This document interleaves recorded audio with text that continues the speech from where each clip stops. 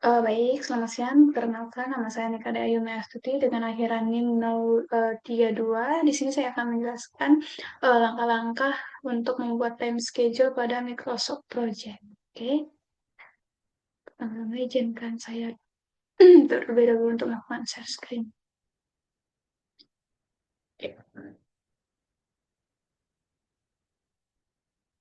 Oke, ya, baik. Ini adalah time schedule yang telah saya buat pada Microsoft Project. Untuk langkah-langkahnya, teman-teman teman-teman bisa untuk memulainya, teman-teman bisa pilih file dan teman-teman bisa input pada blank project. Di sini teman-teman klik ini, lalu teman-teman masukkan atau copy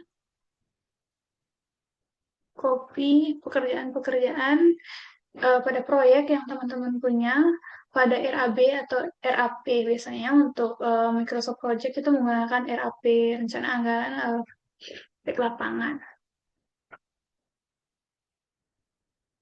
Terus lalu pada text name ini teman-teman copy pekerjaannya, lalu paste.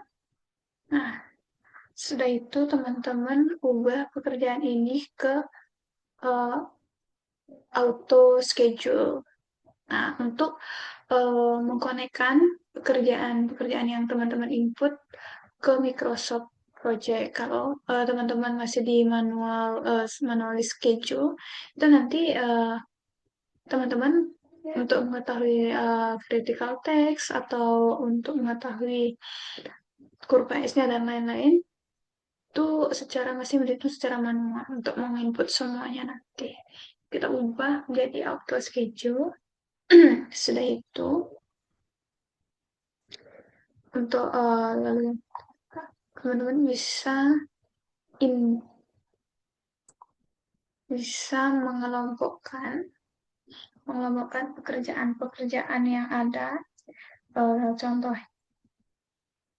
Contohnya untuk menulis blok pekerjaan ini, misalnya pekerjaan persiapan. Nah, pekerjaan persiapan itu punya sub-pekerjaan yang lainnya seperti pemasangan papan atau pembersihan lahan atau pembuatan kantor gitu atau pembuatan gudang alat dan bahan gitu. Untuk di pekerjaan persiapan ini teman-teman bisa blok pekerjaan ini dan teman-teman inden karena itu ada di sini ya saya kayak level ini. Nah, teman-teman bisa inden sehingga dia langsung berkelompok itu langsung jadi satuan pekerjaan gitu. Misal pekerjaan persiapan sudah termasuk pekerjaan-pekerjaan yang di bawahnya ini. Nah, seperti itu. Begitupun pekerjaan-pekerjaan yang lainnya. Tuh, uh, sesudah menginput ini, teman-teman bisa menambah kolom untuk pembuatan BBS di sini. Teman-teman untuk penambahan kolom nanti, kolom BBS, kolom durasi, dan kolom start finish ini nanti teman-teman tambahkan sendiri secara manual itu untuk predecessor dan cost ini secara manual dengan cara teman-teman di text ini klik kanan lalu insert text. Nah, di sini setelah teman-teman insert text dia akan ada penambahan kolom di sampingnya. Jadi untuk BBS ini teman-teman input manual itu ini kan pengerjaan utamanya adalah pembangunan pekerjaan jalan jembatan shortcut gitu. Nah, di pekerjaan utama ini nanti masih ada pekerjaan-pekerjaan uh, yang lain gitu subbabnya itu seperti koran itu misalnya ada poin pertama bab pertama itu pekerjaan persiapan lalu pada pekerjaan persiapan masih ada subbab-subbab yang lainnya gitu. Seperti itu. Oke, WPS ini teman-teman coba dengan cara project WPS define. Nah, di sini nanti teman-teman punya level bisa menginput level-level dari pekerjaan-pekerjaan yang teman-teman punya. Nah, ini pekerjaan pembangun persiapan itu level berapa? Level 1. Nah, lalu pekerjaan yang masuk pada pekerjaan persiapan itu menjadi level 2, level 3, level 4 gitu. Dan seterusnya. Itu pun juga teman-teman misalnya kita lanjut ke working time. Nah, di sini langsung pada project ini ada change working time di sini. Nah, oke. Kalau saya memakai standar project calendar, yang dimana kalender ini masih mengikuti kalender bawaan dari Microsoft Project. Tapi kalau teman-teman ingin membuat kalender yang lain, gitu kalender project teman-teman sendiri, proyek teman sendiri, karena teman-teman bisa create new calendar yang di bagian ini. Nah, teman-teman bisa create new calendar yang di bagian. Lalu untuk setting waktu yang lain, kalian teman-teman bisa klik option. Oke, nah di option ini, di teman-teman menentuin eh, jam berapa dan kapan, hari apa teman-teman mulai bekerja dan bulannya teman-teman mulai bekerja itu. Jadi pada yang saya pakai ini terhitung saya menggunakan hari bekerja itu mulai dari hari Senin dan ini bulan Januari. Lalu jamnya saya gunakan jam 8 AM sampai jam 5 PM. Totalnya itu 8 jam kerja. Teman-teman bebas terserah di sini mau untuk mengatur jam berapa teman-teman ingin mulai pekerjaan jam 7 bisa, jam 6 bisa, itu nanti secara otomatis akan terhitung 8 jam bekerja. Itu akan langsung dihitung oleh Microsoft Project itu sendiri. Oke, oke. Di sini 8 hours per day. Nah, di sini ya. Berapa ya itu mau, nah disinilah teman-teman nanti setting sesuai dengan kebutuhan proyek teman-teman tuh. Sudah gitu okekan saja, okekan saja.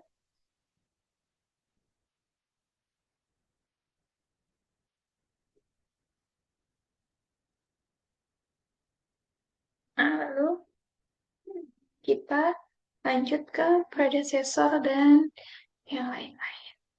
Oke. Nah, predecessor di sini ini itu sebelum itu kita ke durasi terlebih dahulu. Nah, durasi start finish ini diinput secara manual. Kita sudah punya RAB dan RAP yang proyek yang kita pegang masing-masing, yang kita punya masing-masing. Nanti input berapa total durasi pekerjaannya gitu. Lalu untuk persiapan berapa hari, pekerjaan pemasangan berapa hari. Nah, di sini teman-teman bisa masukkan secara manual gitu. Bisa ganti. Jadi itulah kira-kira nanti. Bisa tambahin di sini jadi 2 hari, terus 3 hari gitu. Nah, misalkan di sini. Lalu untuk startnya, kapan teman-teman mau start untuk di proyeknya, teman-teman bisa input di sini. Untuk kemudian persiapannya start pada bulan bulan apa gitu, bulan Januari, tanggal berapa. Di sini startnya itu Agustus gitu. Agustus tanggal 4 gitu, 2025. Itu pekerjaan persiapannya. Itu juga finishnya nanti teman-teman bisa input di sini. Finishnya itu kapan gitu. Lalu untuk predecessor itu sendiri, teman-teman input karena teman-teman sudah punya RAB atau RAP-nya, jadi teman-teman tahu pekerjaan pemasangan kapan nama itu kapan selesainya, terus start to start, FS, finish to start, dan lain-lain, teman-teman bisa input di sini secara manual. Oke. Nah, ini untuk predecessor ini untuk predecessornya nanti ketika teman-teman dalam Microsoft Project tampilan awalnya tidak akan seperti ini. Nah, predecessornya ini sama seperti penambahan WBS, teman-teman klik kanan, jadi teman-teman insert text lalu menambahkan predecessornya secara manual. Seperti itu. Lalu uh, kita lanjut ke jalur kritis. Gimana sih kita mengetahui uh, pekerjaan yang telah kita input itu mengalami masuk ke dalam jalur kritis apa tidak gitu. Yang pekerjaan mana saja yang termasuk jalur kritis gitu. Nah, untuk tampilan awalnya tidak seperti ini, tampilannya betul bisa klik ini. Sebentar. Kancap. Nah, sini tekstil. Oke. Biasanya pada tampilan awal semua tekstil tampilannya akan hitam seperti ini. Klik oke.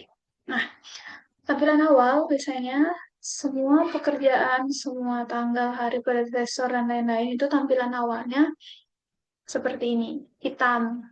Lalu, untuk teman-teman mengubah tampilannya, mengetahui yang mana sih sebenarnya jalur kritis dari pekerjaan-pekerjaan yang telah teman-teman input, gitu. Misalnya, teman-teman klik textile, lalu teman-teman klik di sini critical text, lalu teman-teman ubah di sini colornya, warnanya sebagai teman-teman maulah yang apa saja boleh.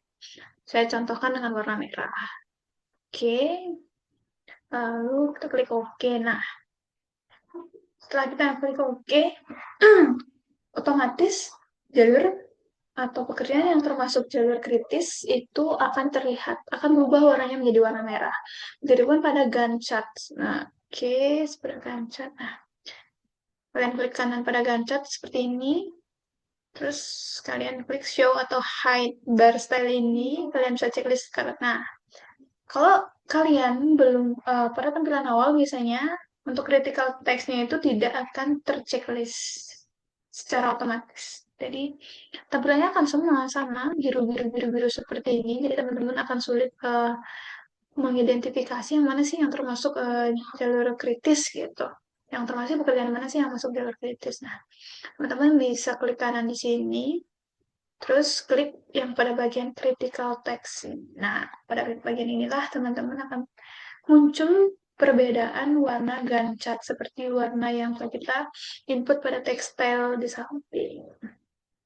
Ya kan, yang termasuk jalur kritis itu akan berubah menjadi warna merah. Jadi teman-teman bisa tahu, oh ini nih yang termasuk jalur kritis di sini seperti itu.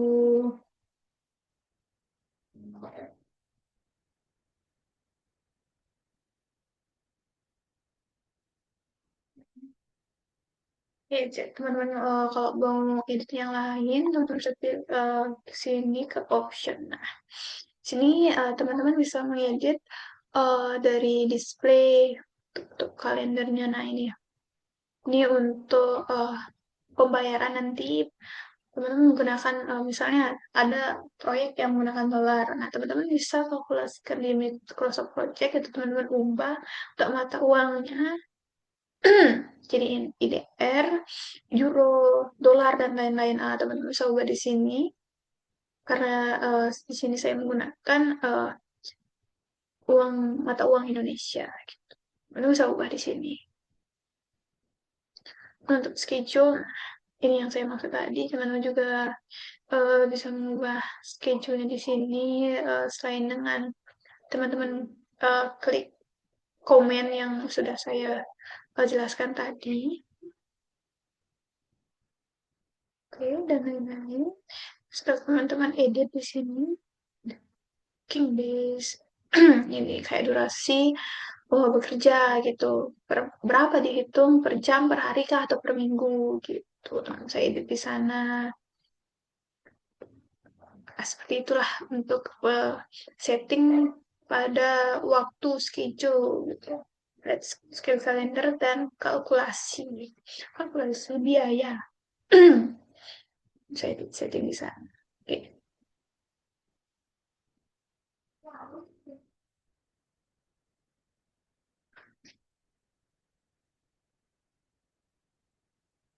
kita ke research. Research. Di sini resource name. Teman-teman bisa tambahkan di sini.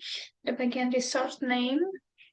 Itu teman-teman tambahin sumber daya yang teman-teman perlukan pada proyek teman-teman yang teman-teman cantumkan pada RAB atau RAP di sini. Teman bisa pilih.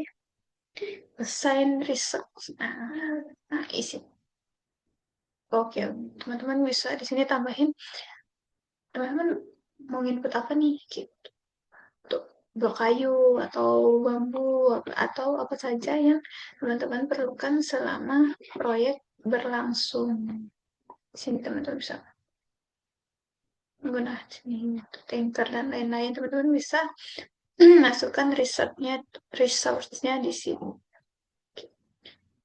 Input saja. Baik, sekian penjelasan tentang MS Project dari saya. Lain kata saya ucapkan terima kasih dan mohon maaf apabila ada kekurangan dalam penjelasan terkait time schedule, langkah-langkah time schedule pada Microsoft Project yang saya paparkan. Saya akhiri dengan selamat siang.